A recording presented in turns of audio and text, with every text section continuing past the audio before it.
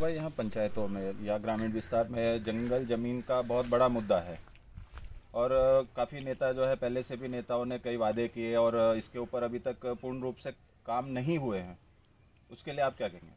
देखिए, जंगल को की जो लड़ाई है ये लास्ट 1999 2000 के आसपास के समय से चल रही है और ये जंगल आंदोलन को लेकर यहाँ पर 12-13 पंचायत ऐसी है जहाँ पर बहुल आदिवासी विस्तार का पट्टा है और जिसमें मैक्सिमम लोग जंगल में खेती करते हैं। और ये जंगल ज़मीन के नाम पर तकरीबन आज तक सैकड़ों नेता बने हैं, लेकिन जो जंगल ज़मीन का जो इश्यू है, जो उनका जो मुद्दा है, वो आज तक वहीं पर है। आज भी जंगल ज़मीन को लेकर जो यहाँ का जो आदिवासी समाज है, जो जिनके पास कब्जा है, जिनके पास अधिकार है, उन्होंने ये खेती कर रहे हैं, उनको वहाँ पर उनके पट्टे के ऊपर या उनका जो नाम नहीं चला है। जी जी जी। तो यहाँ पर जैसे मुझे जहाँ तक ध्यान है कि ये कांग्रेस की सरकार के समय ही, ये 2005-6 के समय पर यहाँ पर जंगल ज़मीन आंदोलन का इसका एक ये जो कानून बना था, वो कानून के तहत यहाँ पर आज भी कुछ विस्तार में कुछ पट्टे दिए गए हैं, लेकिन जिनका पास 3 एकड़ 4 एकड़ 5 एकड़ इस ज़मीन कब्जा था, उनको 1 गुंठा या 2 गुंठे का उनको ये कब्जा मिला, उसका नामकरण किया गया है।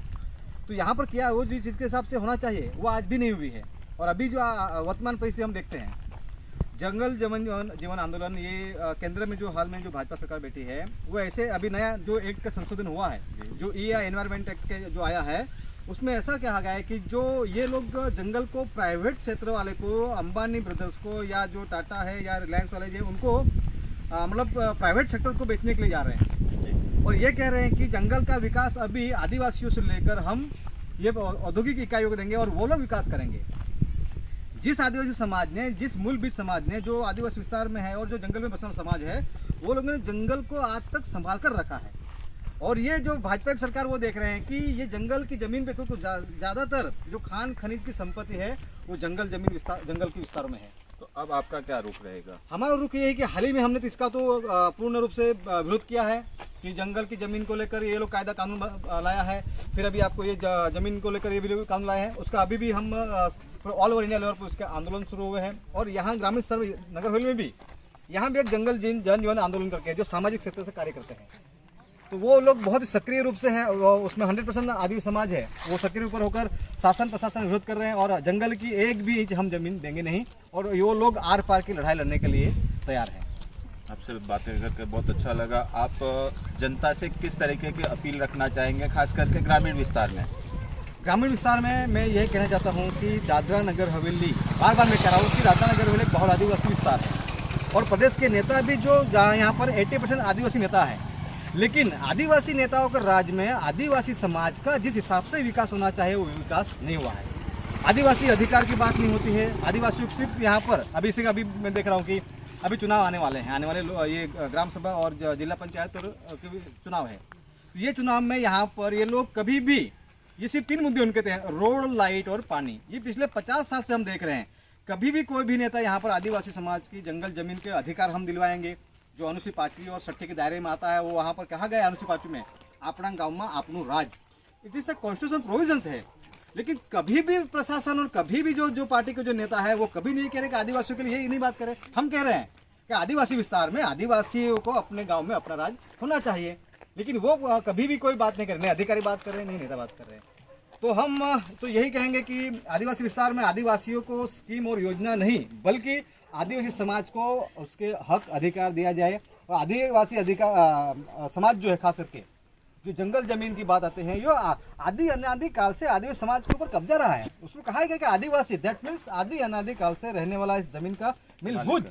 सुप्रीम कोर्ट ने तक भी यहाँ कहा गया है। 2011 के जजमेंट आप देख लीजिए, मुझे नहीं कहना चाहिए, लेकिन आप अगर ये आप पूछ रहे मुझे कहना चाहिए, 2011 का एक जजमेंट है, उसमें कहा गया है कि 92% लोग विदेशी है, 8% ही इस देश के मूल बीज है। आई एम नॉट सेइंग, मैं नहीं कह रहा हूँ, ये सुप्रीम कोर्ट कह रहा है। तो सुप्रीम कोर्ट की भी मान मर्यादा नहीं है कि आज जो जल जंगल जमीन से और मूल जो यहाँ के जो आदिवासी समाज जो लोगों के उसके जमीन से हटाने की बात की जा रही है, उनके हक अधिकार देने की बात नहीं कर रहे।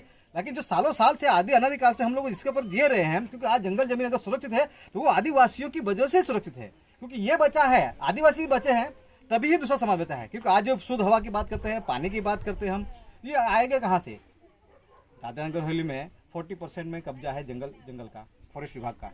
लेकिन आज जैसा देख रहे हैं कि फॉरेस्ट विभाग ही यहाँ पर लकड़ा काट रहे हैं, वही लोग बेच रहे हैं।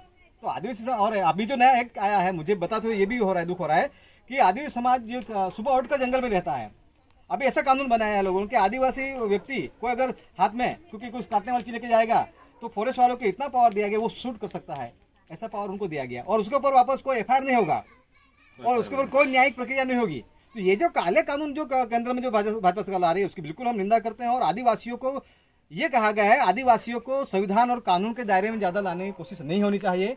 ये सिर्फ भारत सरकार में जो संविधान की बात है, लेकिन अंतर्राष्ट्रीय स्तर पर संयुक्त राष्ट्र ने भी कहा है कि आदिवासी कैसे जीना जाता है, आदिवासी की भाषा, आदिवासी की बोली, आदिवासी कल्चर, आदिवासी की जो जीवन शैली है वो आज़ादी से जीना देना चाहिए, उसमें सरकार को कोई ज़्यादा डिस्टर्ब नहीं करना चाहिए।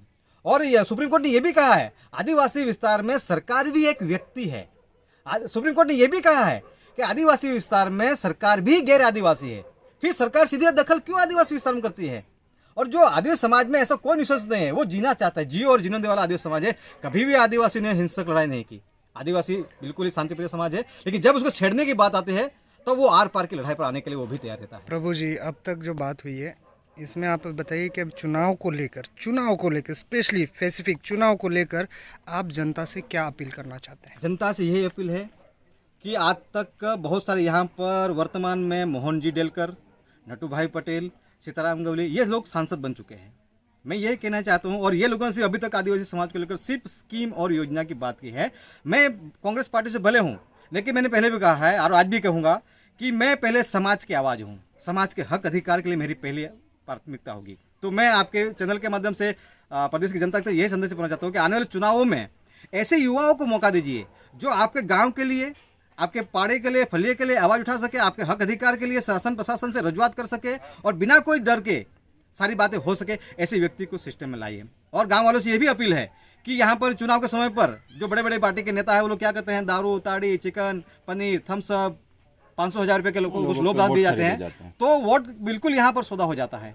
तो हम जनता से ये भी अपील करते हैं कि ऐसे लोगों को बहिष्कार करें और ऐसे युवाओं को मौका दीजिए जो गाँव के लिए आवाज़ बन सके। यही संदेश देना चाहता हूँ।